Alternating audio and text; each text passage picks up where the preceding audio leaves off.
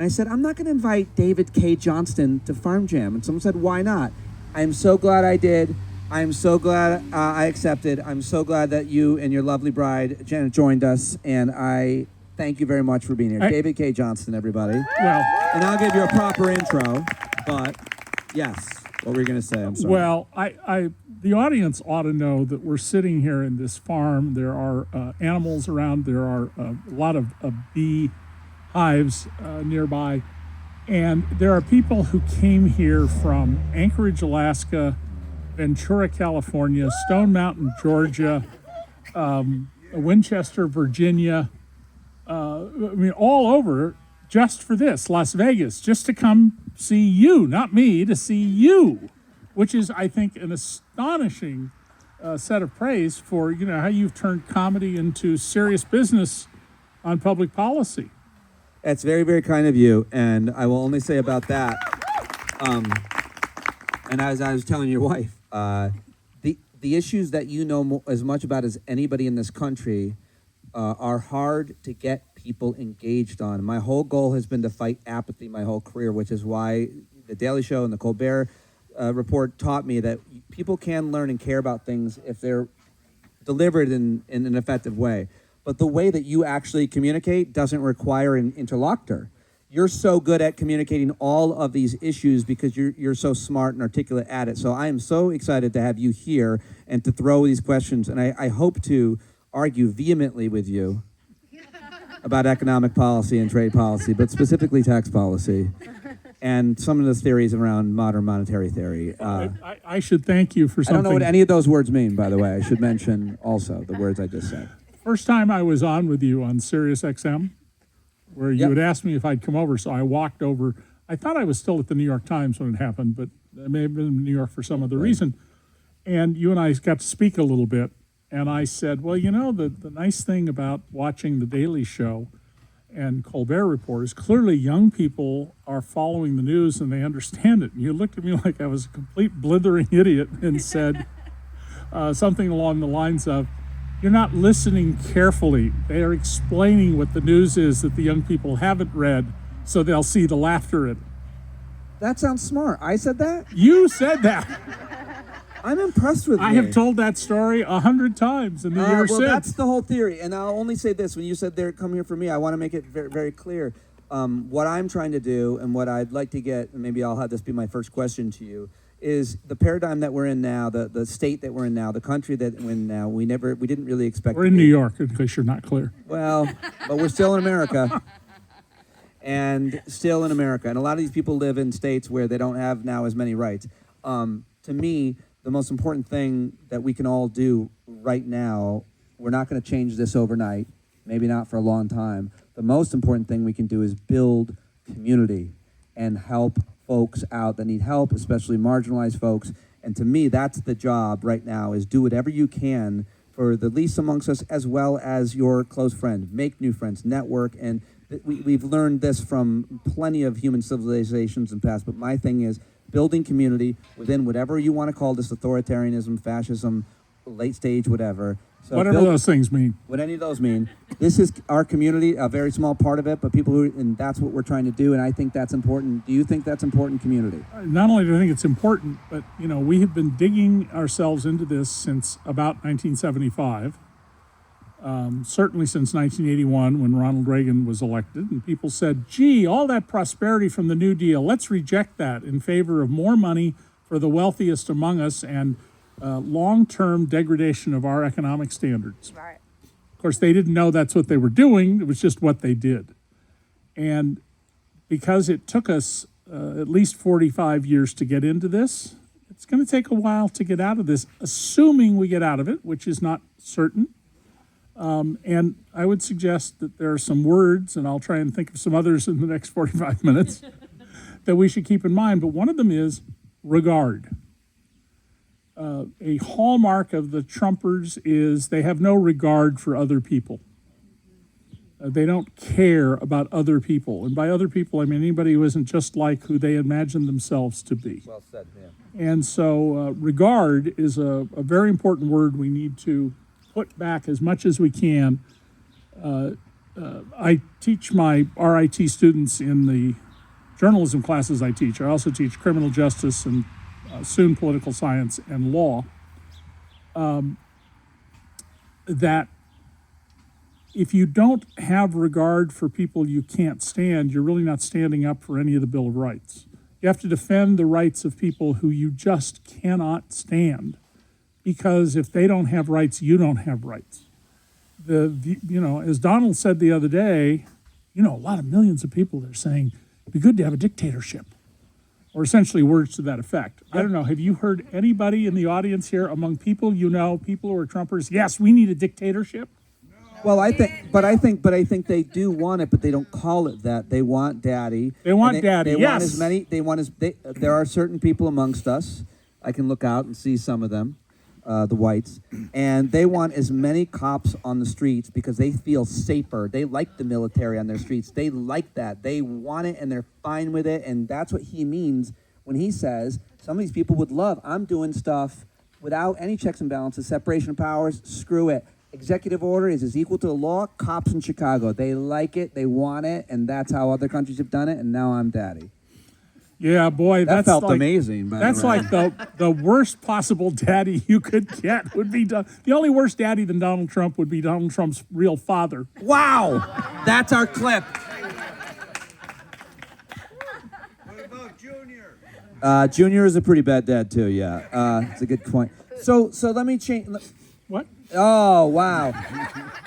Let's just get this out of the way. This is a unique thing. Like I found you through your books. Perfectly Legal and Free Lunch changed my mind, changed my life. I was in the audience, the way that those books, specifically the fine print as well, which came third, I think, in that series, the way they resonated, that's my whole thing, is how do people like what we're talking about? They love David Cay Johnston, and they love those two books, especially particularly. And I learned so much about America and tax policy and economic policy and wealth issues, and that's where I found you. But I didn't know that you were such good friends with Donald Trump.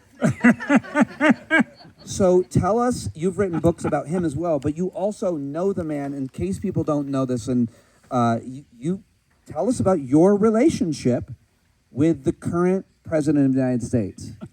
And what does he smell like? I would imagine.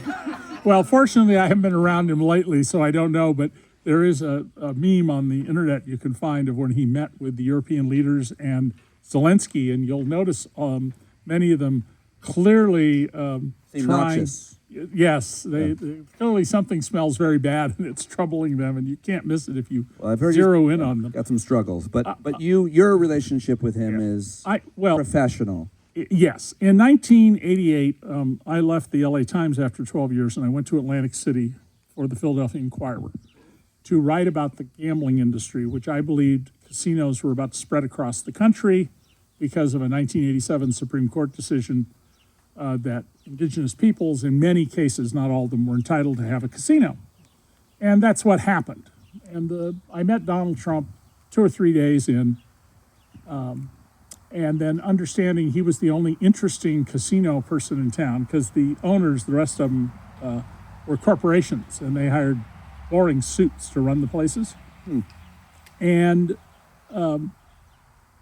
immediately I was told by Donald's own executives, who decided right away they could trust me, that he was a complete fraud and utter incompetent. He was always interfering in the business. He was lowering profits and then yelling at them. And he was extracting cash as fast as he could out of the enterprises. Of course, if you're a smart businessman, you're trying to create wealth, you reinvest in the business, you upgrade things. When your hotel is 5 years old, you replace the mattresses, and instead of paint, you put wallpaper on the walls. Right. And he didn't do any of that. In fact, I stayed in Trump Plaza Casino for one night, not long before it was blown up and torn down.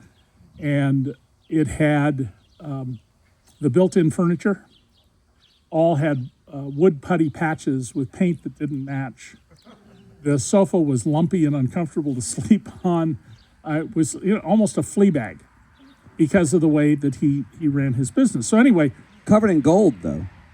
No, actually not. Oh. Covered in mold. Covered in a color, a version of yellow that I generally refer to as vulture vomit. Oh. Volvo used to have that color. And Or Trump urine, but pick your choice. And anyway, when I spoke to Donald's guys and then to the regulators, they all kept telling me he didn't know what he was doing. And I kept saying, the man owns 2 casinos. How can he not know what he's doing? And with the connivance of his guys, I wrote 4 questions about the gambling business, all of which were premised on a falsehood. And I sit down with Donald for a long interview in June of 1988.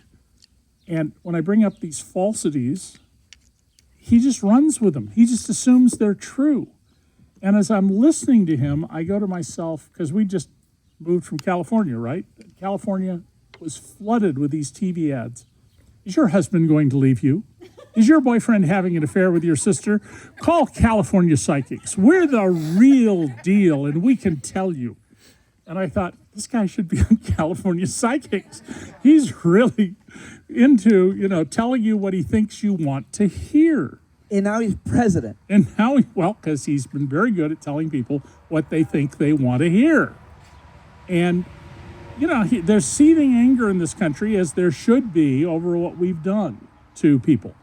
And let me give you a couple of numbers. I know that turns people off, but a couple of numbers that sort of illustrate that. In 2016, the year Donald first won not the popular vote, but the Electoral College, the bottom 90% of Americans made as much money as people made in 1973, adjusted for inflation, through the end of November, through Thanksgiving. They basically went the last month of the year with no money. Now, add on the fact that if you had a pension in 1973, and about 45% of workers did, and you had health care, which was more than half of workers back then, that used to be on top of your salary, called a fringe benefit. Now it mostly comes out of your paycheck. So take that into account, and people only got paid until Halloween. So compared to 1973, in 2016, people were only getting paid for the first 10 months of the year. No wonder they were angry and going, what's going on? And that's what my series of books you mentioned on the economy, Perfectly Legal on Taxes, Free Lunch on Subsidies to Big Corporations and Some Select Individuals, and the fine print about suppressing competition were all about. And so Americans are legitimately angry, but they're looking at the wrong place. They think that unions are the problem. They think that Democrats are the problem. I've tried to explain to many Trumpers that the last 2 presidents who produced budget surpluses were Bill Clinton for 4 years, and if you adjust for Social Security, all 8 years, and Mr. Guns and Butter himself, Lyndon Baines Johnson. Right. Not true. No, that can't be true. It's just complete rejection of the facts. And we live in a society now where everybody thinks, oh, I have the internet. I know more than my doctor does. We do our own research here as a community. Right. I would like to announce no one here is vaxxed. Did I tell you that? I kid. It's what I'm hearing you say is what I think you've helped identify throughout your career is like there are serious problems, injustices with the way our economic system works. It is rigged against you by these people. And there are real problems, but also what they've done a great job at, what Trump and Republicans, frankly, have done is they've identified the wrong roots and the wrong causes. Right. For example, immigrants and poor folks and so on. So there is a problem, but they've convinced so many people through right-wing media especially that the problem, for example, with the financial crisis was that poor folks were buying homes they couldn't afford as opposed to deregulation to dispense with a larger... No, stop you, Pete. Correct me if I'm wrong. There is no such thing as deregulation. I said there a is word I only shouldn't have said. Re-regulation, which Well done. overwhelmingly means on behalf of the big companies against the consumer. Oh, that's good. Re-regulation. That's good stuff. Anybody says deregulation, nonsense. Oh, I like that. But I want to give you another number that goes to this, all right? Good. After my trilogy came out, not because of it, just factually after it, the RAND Corporation, the think tank in California started by the Air Force and Boeing, did a study of, what was going on in the American economy. From 1974, the year after I mentioned, 73. The year before I was born. God, I have children, almost all my children are older than you. About to be 50, Yeah. motherfucker. in 2018. What happened and what Rand found is that had we kept the income distribution of 1973, in 2018, the bottom 90% of Americans' incomes would have been 2/3 larger. Now, you want to make a whole bunch of social pathologies go away, people tweaking on meth, which you find any little town you drive across the Midwest, people who are, alcoholics because they can't cope with the life around them, people who are angry and short-tempered and, beat their kids and things like that. All kinds of struggles. Add 67% to their income, and a lot of that, not all of it, but a lot of it goes away. Well said, And yeah. the total amount of money Rand calculated that was redistributed to the top 10, they focused on the top 10%. The real gains are in the top 10th of 1%, 1 in 1,000 households. $50 trillion over close to 50 years. $50 trillion over close to 50 years. That's the core issue here. And the Republicans, at least certainly since Reagan, I could make a pretty good case all the way back to the end of World War II, have had a consistent economic view of America. The reason there aren't more jobs, the reason there isn't more prosperity, is that the rich don't have enough. They're not investing as much as they could. They're not doing those things that create jobs. And so we need to get them more money. And there are two ways to do this. One of them is you reduce the taxes on the people at the top. But the other way is you take away from children, the disabled, the elderly, and the sick. And why them? They can't fight back. That's why. They rely on proxies like us to fight back. And so then, pursuant to the memo by Lewis Powell, before he became a Supreme Court justice, known as the Powell Memo, which if you haven't heard of it, just go on the internet, type Powell Memo in, and read it. Brilliant, brilliant document. Evil document, but brilliant. He said, if we're going to have business be in charge in America, we have to get rid of the unions. We've got to get rid of the social justice movements, which were largely run by churches and other religious institutions. And we have to turn people, into worker bees who will be compliant. We got to shut down serious journalism. It's all laid out in this memo. And if you look at our history since he wrote that memo in the 1960s, in reaction, by the way, to the fact that the most popular man in America was Ralph Nader. A consumer advocate. Yes. That's why he was popular. For advocating for humans, putting profit. And the only reason I'm behind here people. today with my wife, Jennifer Leonard, is Ralph Nader. I went to speak at Ithaca College, which is 40 miles from here, 2014, and we got in my brand new Volkswagen to drive back on a beautiful Sunday morning, bright clear sky in western New York, which is a surprisingly wonderful place to live. I would never have imagined until we moved here. And suddenly both of us see this huge black thing. It's like a barbell with heavy weight at each end coming right at the windshield. And both of us, when we spoke of it later, Jennifer's nodding her head, had the exact same reaction. I gripped the wheel as tightly as I could and put my foot on the brake, figuring want to slow the car down, probably why it hit the windshield instead of going over the car. And we both thought, that's it. We were certain we were dead. Instead, we just had a totally shattered windshield. Had we been driving in a car that had the quote-unquote safety glass before Ralph Nader came along and said, hey, this safety glass is routinely slashing people's throats, cutting their jugular vein, in a few cases virtually taking their heads off, we would have been dead. And I wrote a column at the time about, we owe our lives to Ralph Nader. So yeah, he was enormously popular. And all sorts of things that we have today, like what are the contents of the cereal you're eating that has Robert F. Kennedy all worked up because he doesn't know what riboflavin is? Oh, they have this thing called riboflavin. See it? It's like, and these other ones I can't pronounce, Riboflavin, by the way, is vitamin B2. There you go. And so there's been this didn't happen out of nowhere. Well, thank goodness I've done something useful today. I've been stocking up on riboflavin supplements for. Well, hold on. But this happened over through a dedicated effort over a long period of time, and the labor unions did not understand what to do, and they didn't fight back, and they didn't understand economics. Trust me, I've spent a lot of time with labor leaders, and it's very clear they did not go to business school. And so getting out of this requires some big changes. Respect for other people, regard,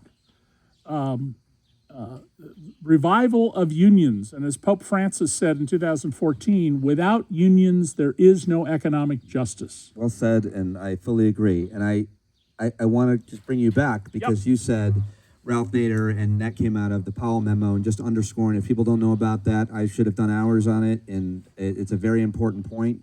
I want to talk to you about, I could talk to you about economics and finance and the history of political economy for 3 hours, and that's maybe the thing I you're... thought we were going to talk till the sun rose. We've got, hopefully we'll be talking by the time the man who owns the farm comes home.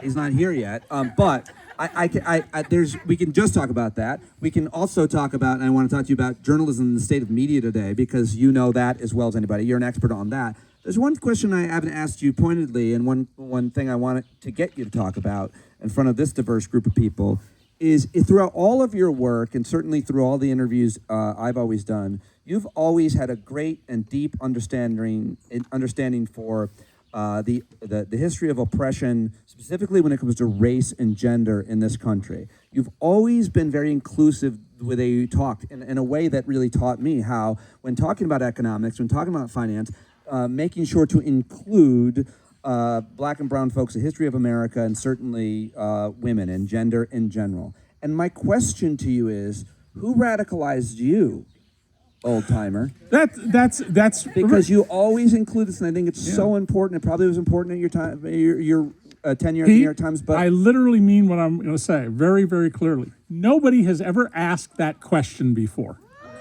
which has always surprised me. So I'm glad that you asked it. I grew up in a very unusual household. My mother was a disowned heiress.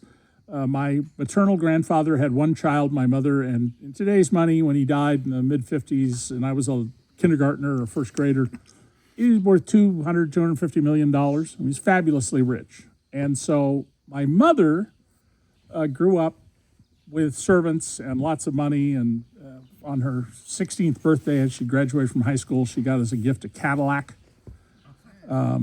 And I got a Plymouth Reliant cake car, $900. And my mother complained all the time when I was growing up that women are chattel property if they're married. They can't do anything without their husband's permission and approval. You can't open a bank account. It was true, though. Yeah, and there were no credit cards back then. But you couldn't do anything without your husband, and it was, why are we chattel property? And my father, who was a 100% disabled veteran of World War II and was a chef, what passed in the day for a celebrity chef, even though he was disabled, he worked until he couldn't, and then he died when I was 20 years old. And my father had grown up in New Orleans. And when he was 13 years old, he was suddenly told he could no longer play with black children. Standard practice. And he was livid about this. And just before he turned 19 years old in 1929, a couple of months before the Great Depression began, he went out west and stayed because he said, I can't do anything about the racism. When I was about fourth grade, if my father was home at dinner time, which was not the norm, he would get my younger brother and I, stand us in front of the TV when the John Cameron Swayze Camel Caravan of News sold by the cigarette company would come on. And when they got to whatever the civil rights story was, and he would say, stand in front of the TV, and he'd put his hands on the back of our necks, and we would see Bull Connors turning dogs and water fountains on people and things like that. And he would turn the TV off, and he'd look at us and say, this cannot continue. You will not allow this. There, but for the grace of God, go you. You could have been born poor and black in the South, and you need to see the world as if you'd been born poor and black in the South, because this is wrong. And when I was 14, he sent me to New Orleans to be with my relatives for the summer with specific instructions that I was to 14 years, that's when it happened. I was to be in their faces about their racism. And sure enough, I arrived, and the first thing my well-to-do uncle had to take his Mercedes down to be worked on, and we drove to the dealership. And New Orleans is a poor city, understand? And I made a beeline for the water fountain that said colored. And immediately this set off alarms with the family. And eventually they told me that I was touched in the head. But they were completely blind to what racism? What? There's no racism. What are you talking about? As we would sit inside their summer cabin on Lake Pontchartrain having lunch, and the man who worked for us and was doing yard work had to sit outside with the wasps and eat lunch. And I said, well, why don't we bring, I don't remember the gentleman's name, but why don't we bring him into the house? And so all of this had a very profound effect on my seeing things. And my parents were very open-minded. When I was 8 years old, I knew what a Boston marriage is. How many people in this audience, of about 50 people, know what a Boston marriage is? A couple. It was a euphemism for lesbians living together. And I knew this when I was 8 years old. I knew gay men because my parents were just very open to other people, and they had regard for other people. And we've got to get regard into our philosophy. And anybody who tells you they're a Christian and doesn't have regard, well, they're something, but they're not a Christian. And you know, Pete, that there are literally ministers who have publicly said that their parishioners have come to them and said, why are you teaching this turn the other cheek Sermon on the Mount nonsense from Jesus? We want Donald Trump. Hit him in the face. You want to believe that? You can believe that. I'll defend your right to believe it, but you're not a Christian. And I'm not either. I was offended by that last part. Before you go on to talk about hypocrisy, I just want to take a moment to give your parents their flowers. I'm so glad I asked you. That is a round of applause for that story. I'm so glad. I'd never heard you tell that. I never knew you spent your summer of 14 in New Orleans, which is fascinating. That was the summer of the march, Martin Luther King march that Philip Randolph organized, along with, I'm sorry, I've forgotten the name of, Bayard Rustin. They organized the big march, and one New Orleans TV station ran it. And I was sitting in my uncle and aunt's home watching this on TV and calling out to the maid, Miss whoever was I called her, who always had to call me Master David. And I said, hey, come look at this. Oh, hey, look at this. A. Philip Randolph's going to get to talk. And about 11:50, she walks in front of me, between me and the TV, and she says, Master David, you have to turn that off now. I said, what are you talking about? It's just getting really going. She says, your Uncle Charlie and his business friends are coming into here in the dining room. They had a formal dining room. And they're having lunch, and I will be in terrible trouble if that is on the television set. And I went, oh my God. And I got up and I turned it off, and I thought, how unbelievably horrible, because she would have been in big trouble for letting me watch that. Quick pause. Food is out, I believe, yes. And I want you to go. Thanks for watching. See you. I want you as quiet as you can, go serve yourself. And go ahead. Go up there and get your food if you want. If you can wait, then wait. But I'm going to do part 3, which is about media and your views on what you've seen.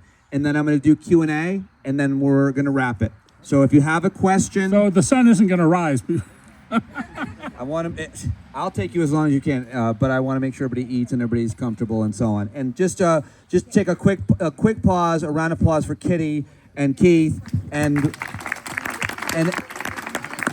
Mike, of course, for helping out. Thank you for doing all the food. You're so generous and kind. And they are just an amazing part of our listening community, and that's what this is. And then also, the celebrities have arrived. That is my mom and my dad. Mr. David Cay Johnston. My mom and my dad are here. My dad loves the attention. Don't let him kid you. What about the steers and the pigs and the chickens? Are we going to applaud for them? Well, they're on their way.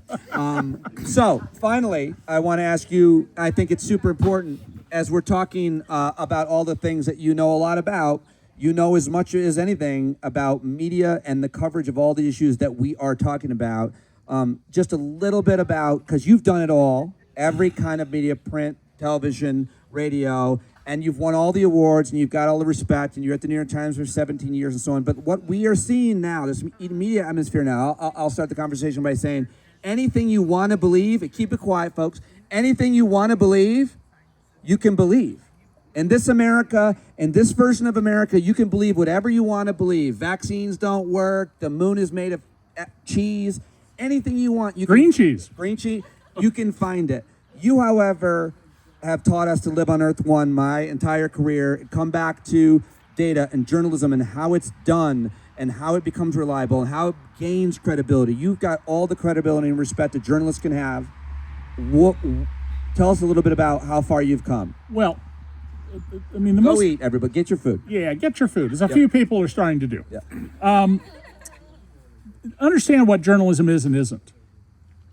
Journalism is an accurate recounting of the official version of events, and in America, unlike a totalitarian state like Russia, the official criticisms of the official version of events. I'm in the unofficial business. So when you see a newscast or hear on the radio or pick up in the newspaper, the president said X, Boeing announced the following, the mayor produced his budget. You're going to read an accurate account of what those facts are. And you will read, when the mayor announces his budget, people who don't like the mayor and the city council, they'll be gone and ask, what do you think of the mayor's budget? What's wrong with it? And you'll get a good, reasonable accounting of that. But we have a couple of new and troubling developments. Ever since we allowed Rupert Murdoch to become a citizen, we have had news organizations, notably Fox, notice I only call it Fox, one word, that are in the business of lying to you. And anybody who doubts that, Fox just paid $787.5 million for knowingly, intentionally lying to their audience about one of the software voting system companies. And they have another lawsuit that they haven't been able to settle where they want $2 billion for the same thing. And Fox often pretzels facts. There's technically what they said is what's in the news, but they have turned around to make black, white, up, down, red, blue. And that's been a terrible challenge in this country because they have figured out at Fox and One News America and Breitbart, these other places, how to appeal to your biases and how to do so in a way that resonates with people. If you're thinking, I'm not going to read the New York Times anymore because I didn't like this or that story, that's a huge mistake and a huge benefit to Donald Trump and the people like him who want to end our democracy.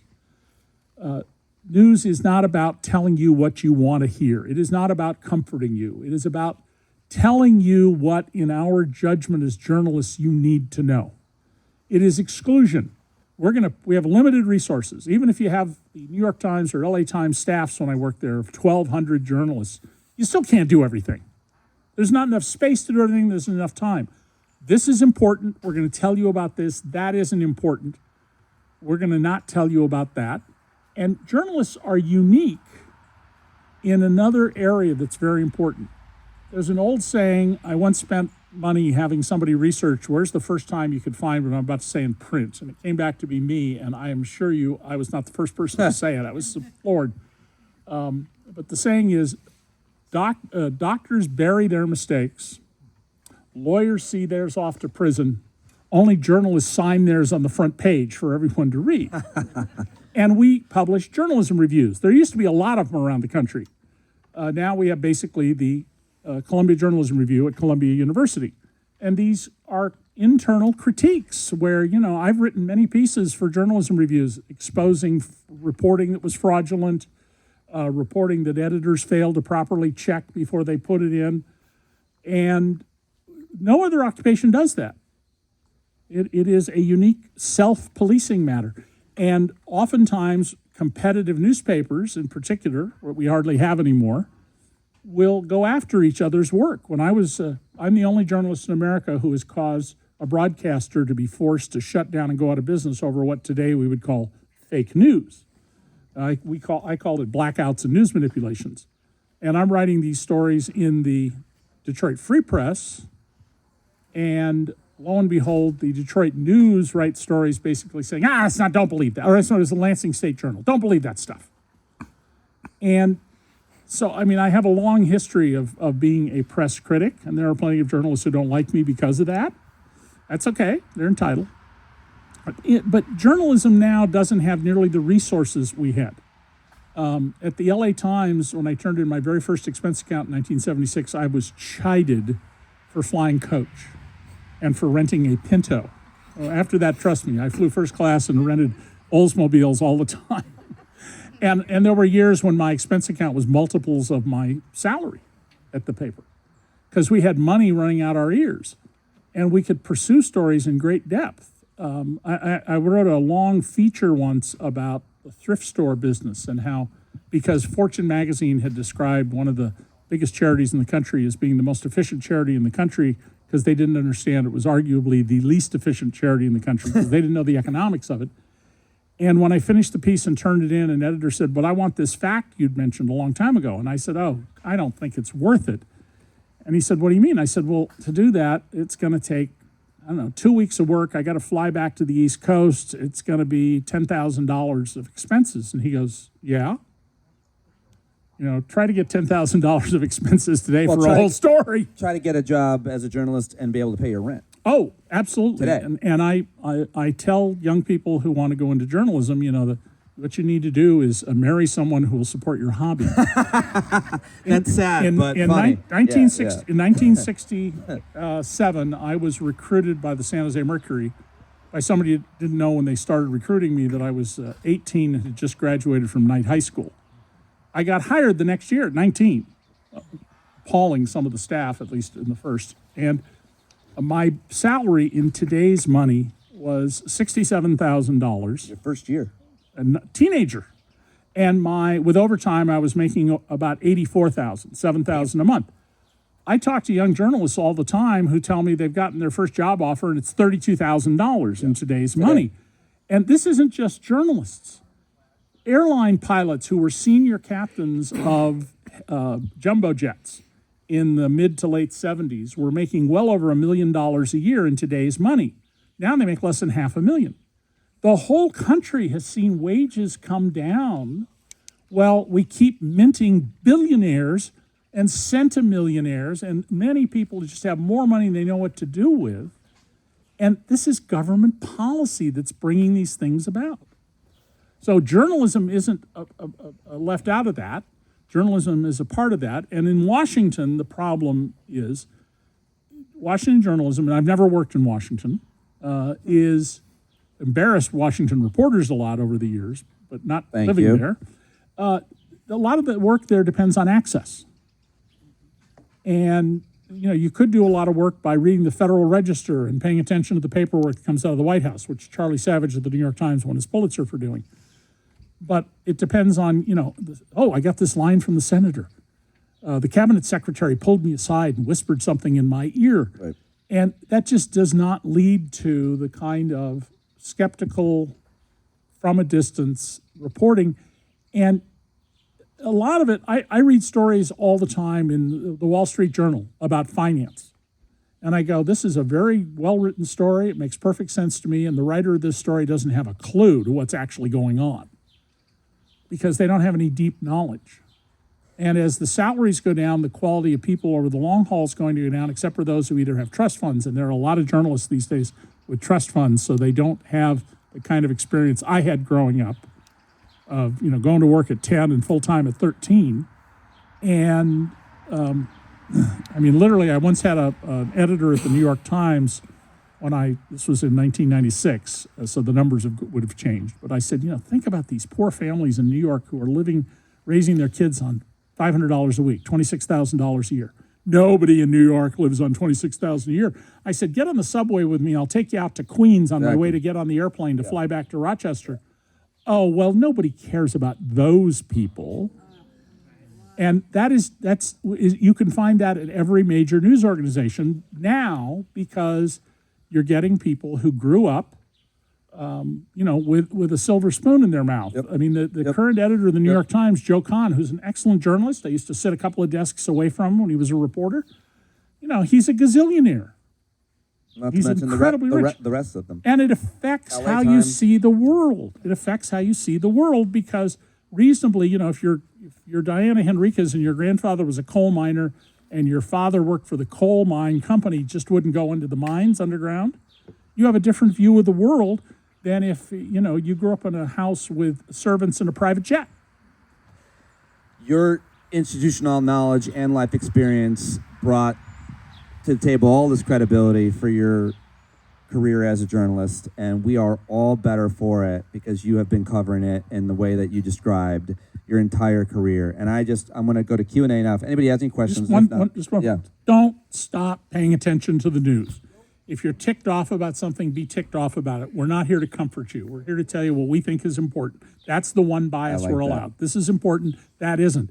You're not going to like things. And in the words of my friend Seymour Hersh, who's one of the greatest investigative reporters ever, you pick up the front page of the New York Times, you can read the greatest journalism human beings have ever produced. Move over one column, pure crap. By the way, some of the people that are here have said, I love your show, I love what you're doing, but I can't listen that much anymore because I can't take the news. You would tell them they should be listening to the show, right, David? 1 million people died for this country. Don't tell me you can't stomach the news. Oh, wow, that's profoundly impactful. All right, so Q&A, if anybody has any questions, otherwise we're going to just go eat, and maybe we can come back to it. But does anybody want to ask a question desperately? Could you please come up and say on the microphone so that because I'm recording it, it will catch it. Ladies and gentlemen, it has just been her birthday. Give it up for Vicky.